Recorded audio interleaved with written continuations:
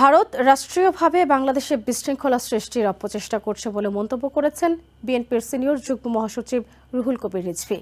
ইসকনকে বাংলাদেশে অস্থিতিশীলতা সৃষ্টিকারী সংগঠন হিসেবেও আখ্যা দেন তিনি।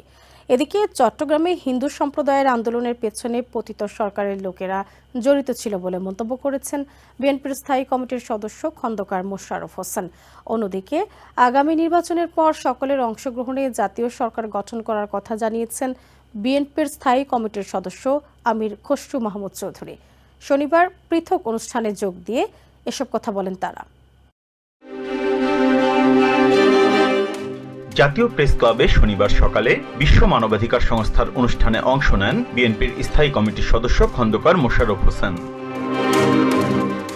এ সময় সকল ষড়যন্ত্র প্রতিহত করে দ্রুত নির্বাচন আয়োজনে পদক্ষেপ নিতে অন্তর্বর্তী সরকারের প্রতি আহ্বান জানান তিনি।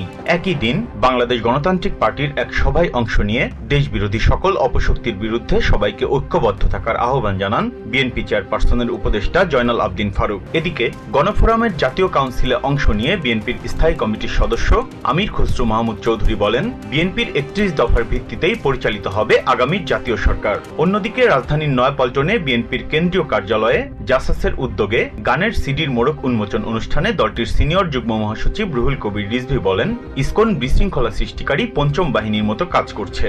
বাংলাদেশের মানুষের চিকিৎসা নিতে ভারতে না গেলেও চলবে বলে মনে করেন Ruhul Kabir Rizvi. Biprojit Chanda, TVN 24 news desk. New York থেকে সম্প্রচারিত টিভিএন 24 টেলিভিশন বিশ্বজুড়ে বাঙালির কণ্ঠস্বর।